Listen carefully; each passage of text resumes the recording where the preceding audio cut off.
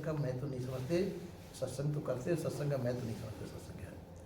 तो सत्संग हो जाएगा सत्य का संग हो, जहाँ सत्य, जिस गोष्ठी के अंदर सत्य असत्य का निर्णय होता हो।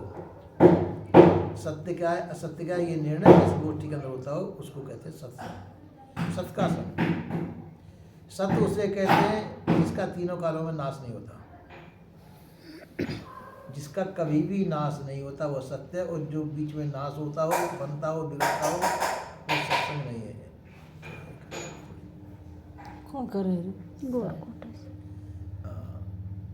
तो जो बीच में बनता हो, बिगड़ता हो, वो सत्य नहीं है, क्योंकि वो बदलाव है, बदलाव हो रहा है उसके अंदर। तो इसलिए जो सत्संग कहते हैं, जो कभी न जैसा है वैसा का वैसा ही रहे। तो इससे सत्य के अंदर भी दो चीज़ें, एक होते हैं कार्य कारण भाव, कारण से कार्य बनता है, कार्य कारण में विलीन हो जाता है। और एक होता है कि कारण एक ही रहता है, उसमें न कार्य है न कारण है। तो चेतन जीव जो है ये कार्य कारण भाव से रहित है। चेतन जीव जो है कार्य कारण भाव से रहित है। इसमें कारण से कभी कार्य नहीं बनता, कार्य कारण में विलीन नहीं होता है। अच्छा, इसलिए जो है कार्य कारण भाव से रहित हो वो वास्तव में सत्य है, चैतन्य है, ज्ञान स्वरूप है। और जड़ तत्व भी सत्य है, इनका भी नाश नहीं होता है, पर इसमें जानिब दशा नहीं है। जड़ तत्वों के अंदर ज्ञानपन नहीं है, ज्ञान नहीं है। इन्हें जो वो जो नाश न होते हुए भी जड़ है वो, तो न वो अपने को समझ सकते हैं न दूसरे को समझ सकते हैं। जो अपने को न समझ सके और दूसरे को भी न समझ सके, वो भले ही उसका नाश नहीं होता हो, उसका कोई महत्व नहीं है। तो पांच तत्व पृथ्वी, अग्नि, जल, वायु, आकाश, इनका नाश तो नहीं होता है, उनके द्वारा ही सृष्टि की रचना होती है, सृष्टि रची जाती है। पर वो जड़ है, पर जड़ के अंदर जड़त्व ही शक्ति है, धारणाकर्षण, गुरुत्वाकर्षण, स्नेहाकर्षण आदि शक्तियाँ उनके अंदर होती, जिसके द्वारा संसार की रचना होती है। पर वो चेतन नहीं है, वो जड़ है। और चेतन जीव है, ये सत्य, परम सत्य है। इसका न कारण कार्य से कारण बनता है, न कारण से कार्य बनता है। एक कार्य कारण भाव से रहित है चेतन जीव। इसलिए जो है हमको जो है वास्तविकता ये समझनी चाहिए, वास्तव में सत्य क्या है, जिसका कभी नाश नहीं होता हो, कार्य कारण भाव से रहित होता हो, वह सत्य चेतन जीव ही हमारा स्वरूप है। अब जो इस चीज को समझता है कि कार्य कारण भाव से रहित मैं कौन हूँ, ये चर्चा जो है उस सत्संग में चलती है। सत्संग में यही चर्चा चलती है कि वास्तव में कार्य कारण भाव से रहित कौन है, और कल्याण किसका होता है और कैसे होता है। कल्याण शब्द का अर्थ होता है सुख, ऐसा सुख, अमर सुख। अमर सुख उसे कहते हैं कि जो सुख का कभी नाश न हो। संसार के जितने भी सुख हैं ये नाशवान है, संसार के जो सुख है नाशवान है, ये कभी दुख में ले जाते हैं। और वह सुख जो है, आपका जो सुख है वह कभी दुख में नहीं बदलेगा। संसार के सुख जो है सुख दुख में बदलते रहते हैं, पर तुम्हारा जो सुख है वो अमर सुख है, वो कभी भी उसका परिवर्तन नहीं होगा। पर हम अपने आप को पहचाने, अपने अमर सुख को पहचाने कि हमारा अमर स्वरूप क्या है। हम शरीर को जो अपना स्वरूप समझते हैं ये गलत है। शरीर हमारा स्वरूप नहीं है, शरीर नाशवान है। जैसे हम इस मकान में रहते हैं, इस मकान को अपना स्वरूप समझ बैठे, ये गलत है। मकान के अंदर रहने वाले हम, मकान हम नहीं है। इसी प्रकार से शरीर के अंदर हम रहने वाले, शरीर हम हमारा स्वरूप नहीं है। ऐसा समझना यही सत्संग का विषय होता है। तो संत महात्मा उसी चीज को समझाने की कोशिश करते हैं कि आप कौन हैं, आपका स्वरूप क्या है, आप कौन है, इसको समझाते हैं। तो इसलिए जग ये समझाते हैं कि तुम शरीर नहीं हो। शरीर के अंदर जो चेतना है वो तुम हो। जब तक ये चेतना शरीर के अंदर है, जब तक शरीर जिंदा है। और जिस समय मुर्दावस्था में जो है ये चेतना शरीर के अंदर से निकल जाएगी, शरीर के अंदर चेतना खत्म हो जाएगी, निकल जाएगी, तो शरीर मुर्दा हो जाएगा। उसको कहते हैं।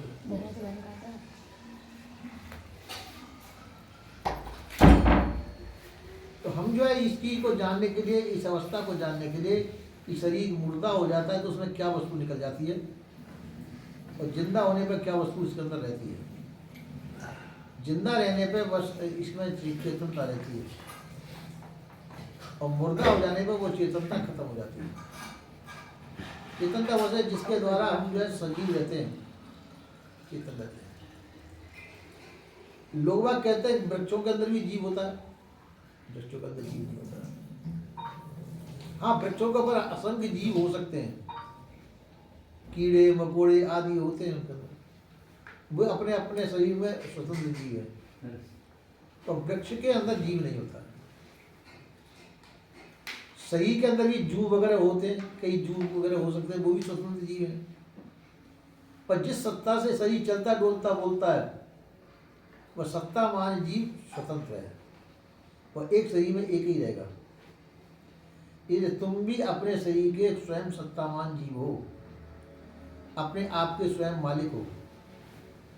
अब जगह बंधन का कारण है कि हम जो है अपने आप को भूल जाते हैं, अपने आप को भूल जाते हैं, और अपने आप को भूल करके और हम जो जड़ध्यास की हो जाते हैं। सत्संग के प्रताप से, संत गुरुजनों के प्रताप से जब ये मालूम पड़ता है कि मेरा स्वरूप ये है, मैं अजर खंड विनाशी हूँ, मेरा नाश कभी नहीं होता है, और ये जो कर्म का फल है ये मेरे कर्माध्यास हैं, और इन कर्माध्यासों के द्वारा मैं सही में हूँ। जब मेरे ये खत्म, प्रारंभ खत्म हो जाएगा, सही छूट जाएगा, ये बोध हो जाए, ये इसकी विशेष सत्संग का विषय होता है।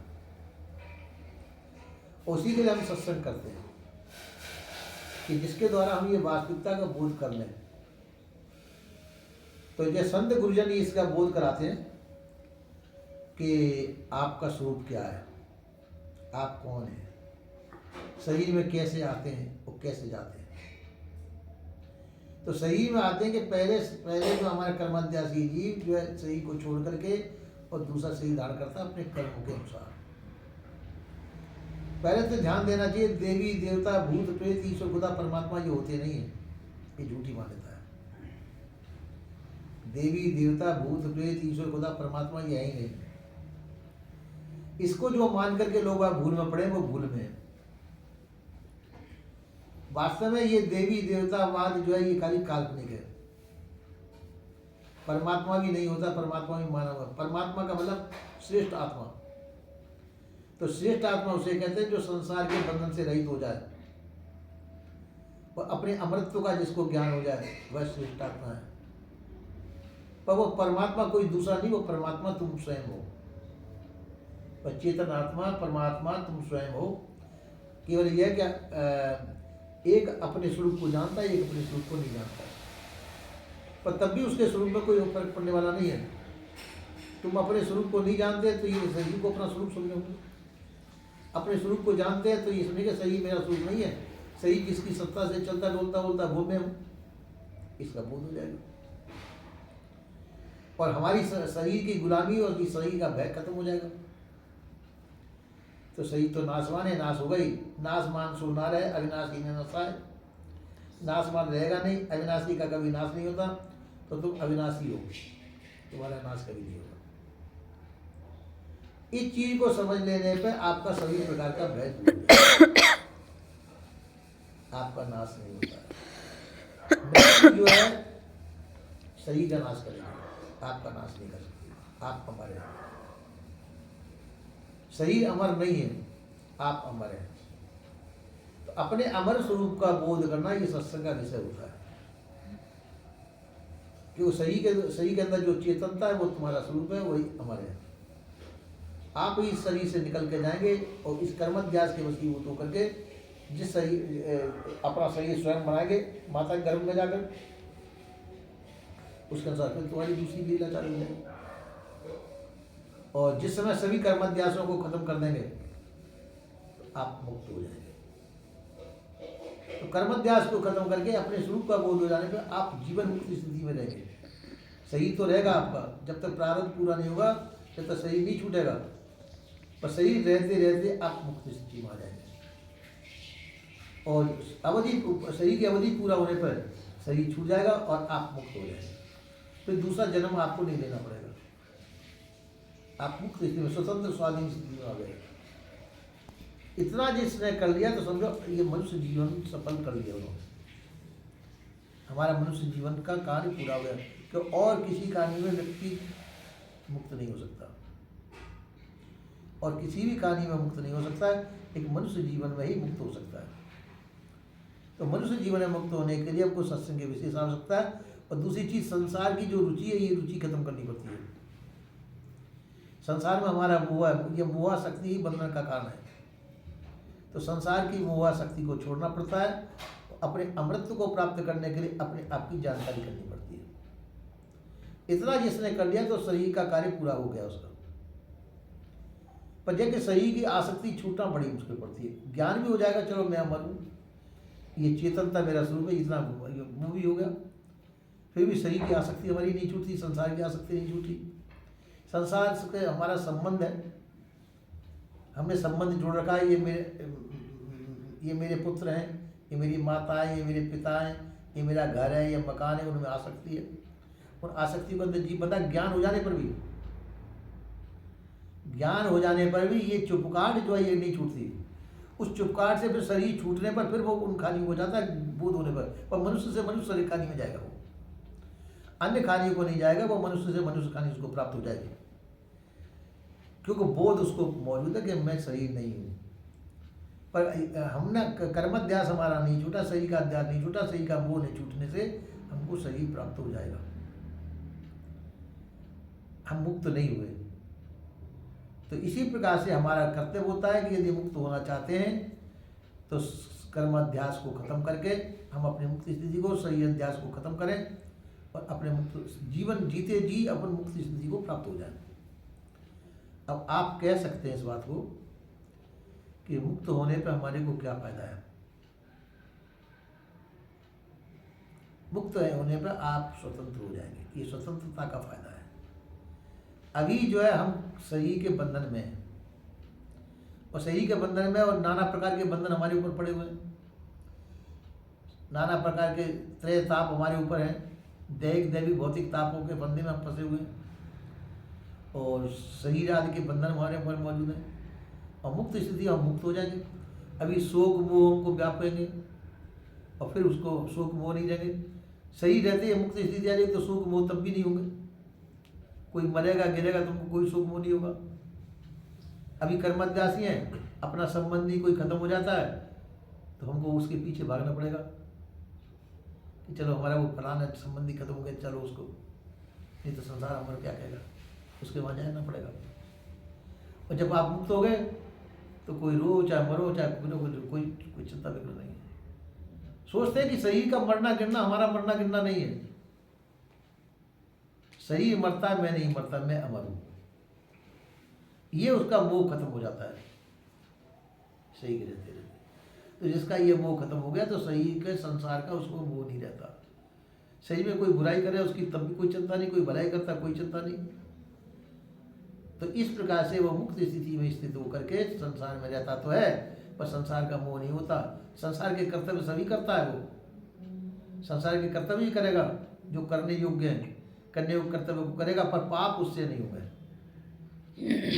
पाप नहीं करेगा, पर पुण्य भी करेगा तो पुण्य में उसकी आसक्ति नहीं होगी।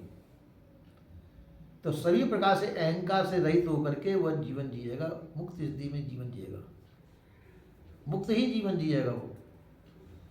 इस प्रकार से वो उन जीवन मुक्त पुरुषों का जीवन होता है सभी कर्म। और वो जीवन मुक्त पुरुष ही शरीर छूटने पर विदेह मुक्त हो जाते हैं। जीवन मुक्त पुरुष ही शरीर छूटने पर विदेह मुक्त हो जाते हैं। ऐसी स्थिति जिसने बना ली वो मनुष्य है, जो सभी प्रकार के अज्ञान जनित सभी अध्यासों को छोड़ करके और वास्तव में उसको हंसगति कहते हैं, जीवन मुक्त स्थिति को, उस हंस स्थिति को प्राप्त हो गया तो समझो कि वह मुक्त पुरुष ही धन्य है। उसने अपने मानव जीवन को सफल बना लिया। और यदि ऐसा नहीं किया तो मानव जीवन की सफलता उसने प्राप्त नहीं की। तो ये सदगुरु श्री कबीर साहब का सिद्धांत है कि शरीर रहते रहते अपनी जो है सभी अध्यासों को खत्म करके अपनी स्वतंत्र और स्वाधीन स्थिति को प्राप्त करें। शरीर रहते रहते अपनी मुक्त स्थिति को प्राप्त करें, जीवन मुक्त स्थिति को प्राप्त कर लें। ये मानव जीवन का सफल प्रयास होना चाहिए, ऐसा सदगुरुदेव का कहना है। बोलिए श्री सदगुरुदेव